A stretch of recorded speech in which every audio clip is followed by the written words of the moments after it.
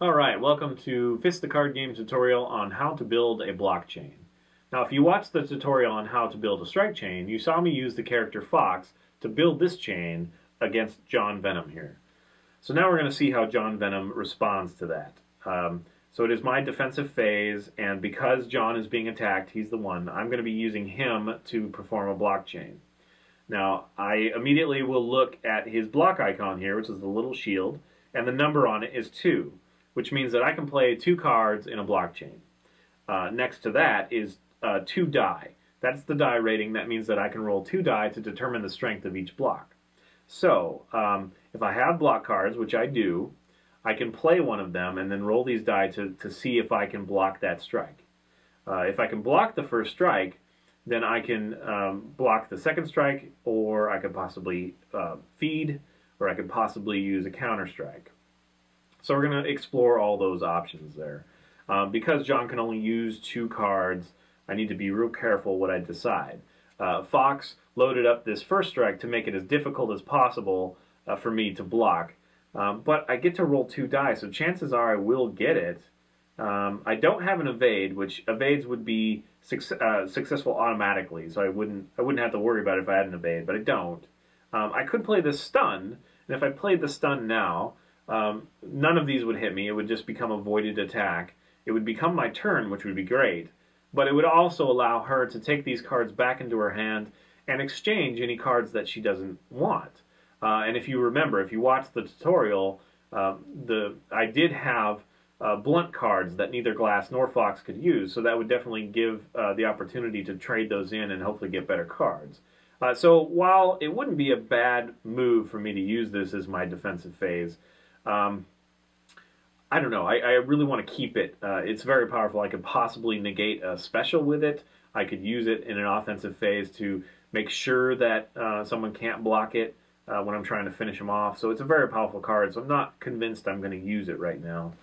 Let's take a look at the rest of my cards. I could use a feed card. Because John is a Bloodfallen, he has a feed icon here, shown with the little teeth and the plus.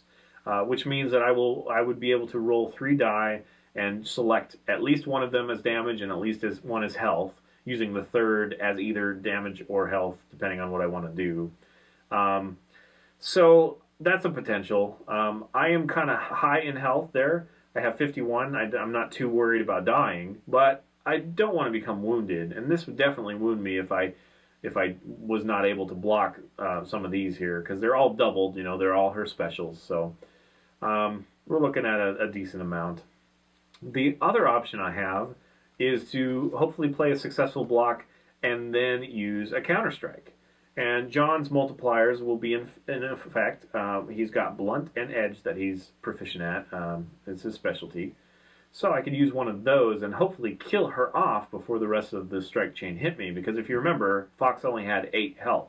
So as long as I got 4 or higher with the 1 die I can roll, I would kill her and stop this chain. So I'm gonna see what happens here. So I'm gonna first do the block. I get 2 die to roll. I'm rolling black because it's my defensive phase, and I was able to block that. So 6 or higher, and I'm able to block it. So that's a successful block.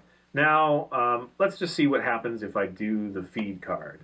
I am going to play the feed card right on top of my successful block. This is going to happen right in between these 2 strikes. That's how it's going to resolve. So this strike will be void, then my feed will occur, and then the remaining strikes in her chain will resolve. So I'm going to take, again, 3 black die because it's my defense phase, and I'm going to roll them. So I got 2 4s and a 6.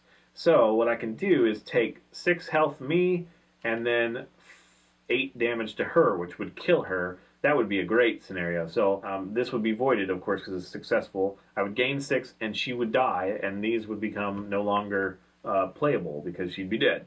So that would be a great move. Let's see what would happen if we counter-strike. If I counter-struck, I would use a card that's a multiplier of his, so either an edged or a blunt. I'm going to use this blunt here, and again, I'm going to roll black die, but I'm only going to roll 1 because it's a counter-strike. All counter-strikes only use 1 die. This is because they're only intended to be quick jabs, in between the enemy's strike, the enemy's attack.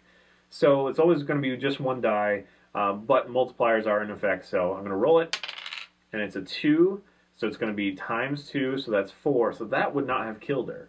So yeah, potentially the health card would have been the smartest one to play. So that's basically how health and counterstrike work after a successful block. Now I want to do a quick scenario of a block that is unsuccessful. So if I were to roll a 4 here, then this strike is stronger than that 4. So this block is going to fail. So you're not going to deduct 4 off or anything like that. It's just fail. It just failed. So this one is definitely going to land. I can play 2 cards though, so I can try to block the second one. But even if I'm successful, I can't play my feed card. I can't try to counterstrike. So kind of, I don't know, it might be a waste on this 3. But you know what, I'm going to try anyway. I get 2 die. That one I did successfully block. So this is the way it resolves. This one I missed. So this is actually going to hit me. So these 12, I'm going to take that damage. This one I did successfully block, so that gets removed. But these I couldn't block because I don't have enough cards.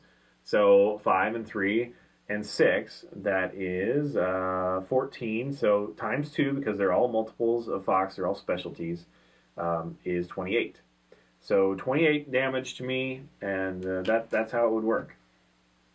So you can see how loading up this first strike was a smart thing for Fox to do, just in case I wasn't able to block it, because then that would remove the potential for me killing her off, basically. And that's how you do a blockchain.